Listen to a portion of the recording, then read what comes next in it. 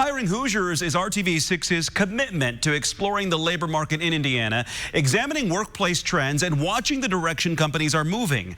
This evening, we're zeroing in on veterans on this Veterans Day, the challenges, the perks, and the advantages their military experience brings to the table. Tonight, a look at the transition from active duty to civilian workplace.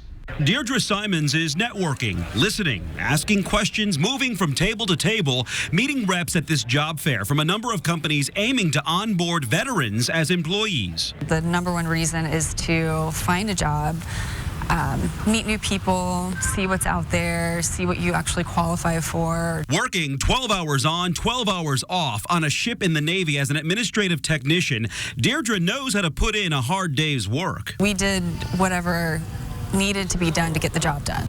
Now in the civilian world, the Navy vet is navigating the challenges and the potential promises of landing a job. There's a few other ones I'm not qualified for, but it's great to have that contact, and they have my resume, so if anything does come up, you know, they'll reach out, hopefully. So having the interview skills is definitely something that you have to work on. I think it's down to a science interview skills, so that's probably been my biggest challenge. Several companies recruiting at the American Legion Military Hiring Fair have employed veterans and recognized the discipline and efficiency they can bring to the civilian workforce. I know how to probably better translate or better understand some of their items that they have on their resume, and I know how to relate with them, so I know where I could put them where they're most beneficial to both the company and obviously how we could be benefiting to them. Jason Carando was recently promoted to market manager for Comcast,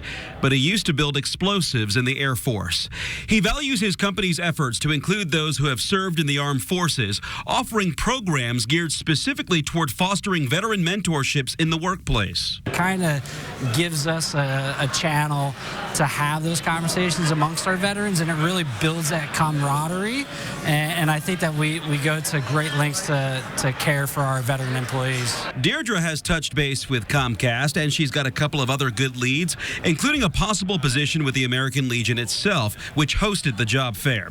She's hoping one of these opportunities serve as a win-win and a long-term fit. My biggest challenge is just taking the job and doing it, because that's what I've done in the military, or really waiting out until I find something that I'm so excited about. Working for you in downtown Indianapolis, Mark Mullins, RTV6. Well, Deirdre told us about a resource which really helped with building her resume and developing her interview skills, and it's geared toward people who have served in the military. It's called Operation Job Ready Veteran.